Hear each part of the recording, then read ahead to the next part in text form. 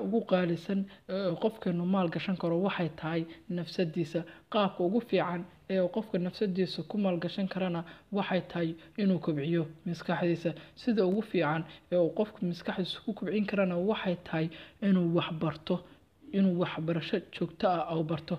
Weligaa nafsadaada ku shilin oo aad wax ku baraysid aad ku baranaysid ha u diidin.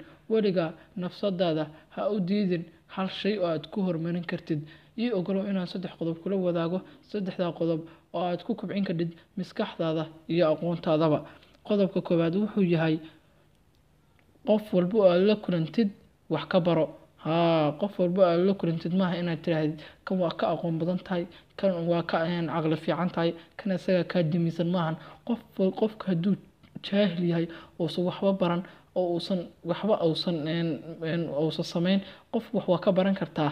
Marka aad la kulantid ama uu su'aal ku weydiinayo waxaad ka fahmaysaa wax aad iyo aad u badan. maaha qofka jaahilka inaad xogaajisid. Qofka jaahilka ama aan caqliga lahayn haddaad la fiirsatid oo aad wax yar oo inaga dhex dhaco interview ama waraysiya, waxa hubaala inaad wax ka faa'iidi doontid. Qodobka labaad, wax akhri. Duni walba, qaarad walba waxay maanta heer ku gaartay waa wax akhriska.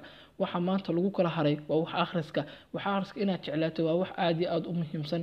Wax akhrisku wuxuu nafsadaada oo dhan ka bedelayaa wax waliba.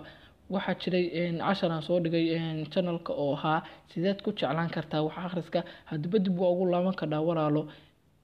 Qodobka saddexaad, aad safar. waa inaad safar aadaa. maaha inaad meesha joogtid oo kaliya aad ku ekaataa. waa inaad safar aadaa. waa inaad magaalada joogto aad ka tagtaa. maaha inaad hal magaalo joogtid halka magaalana aad ku ekaatid ma fiicna.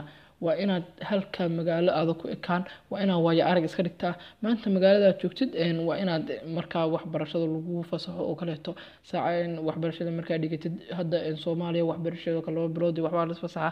waa inaad meelaha aadaa. waa inaad soo damaashadaa. waxaa jira magaalooyin aad u qurux badan oo aad aadi karto oo aad nafsadaada aad ku farxad gelin karto.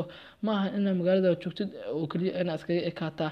waxaan maanta ognahay inuu qofka hal magaalo jooga iyo qof socda oo hab magaalo taga oo marka la fasaxo nafsadiisa meelaha quruxda badan soo tusa inaysan isku mid ahayn. waayo qofku waa uu ka waaya aragsan yahay. marka waxaan ku leeyahay aad safar. laakiin hadduu waalidka ku ogoleen iska bari hooyo ama aabe fasax.